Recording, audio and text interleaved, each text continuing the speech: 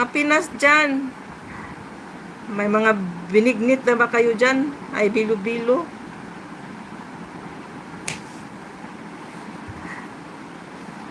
Bilo-bilo, binignit. Bukas pa yata karamihan magsipagluto ng binignit.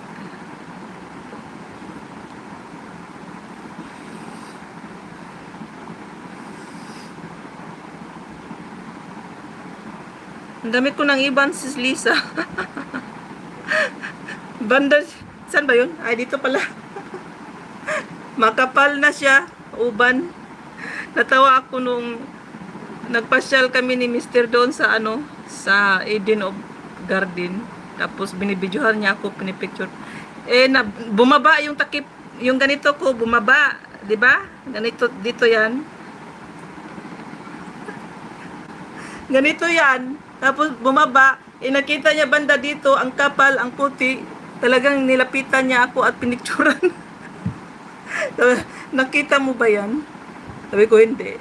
So, tingnan mo kung gaano kapal na ang puti ng buhok mo.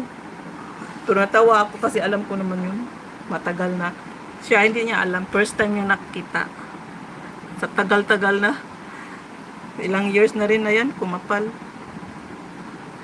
Na-booking tuloy. Marami na akong puti. Hindi niya alam yun. Kasi laging naka-clip yung buhok ko. Ganon. Hindi niya alam.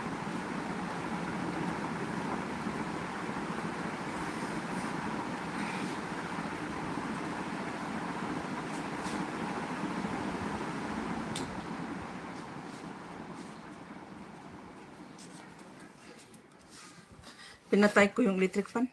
Maingay. Mag-hand fan na lang ako. Hand fan. Okay, thank you, Jan. 5 eyes in my life. Shout out, Jan Maricoy Luri. Kumusta ka na dyan?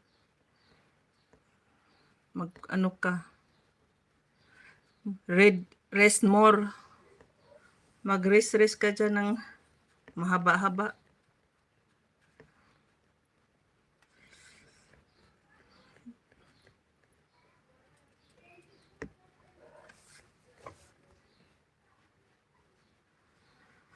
Natay ko yung electric fan, mas lalo palang mainit.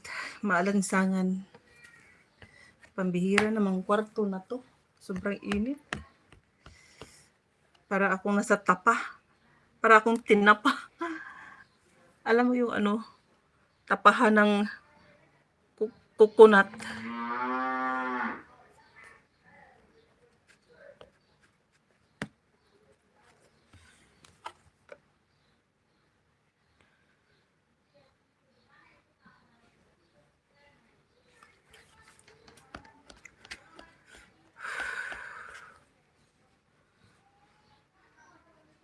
Ang bilis din ang araw, parang kakastart lang ng Monday, tapos bigla nang nagiging Thursday. Hindi ko napansin yun. Parang magic. Parang kailan lang yun pinag-usapan, yung Holy Week. Tapos patapos na rin.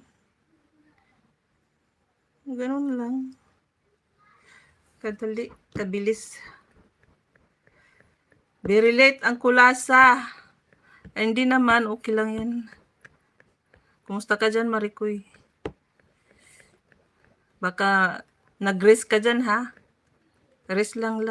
Rest lang.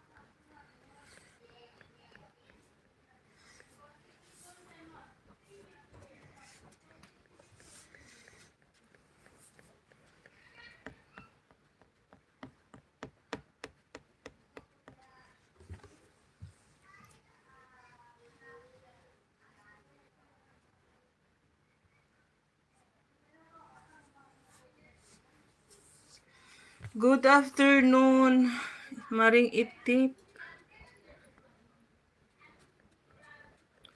Wala, palpak yung plano. Nagluto pa naman ako ng marami para pang 2 days nila. Kasi sabi ni Mister, doon kami matulog sa site. Kasi may trabaho doon.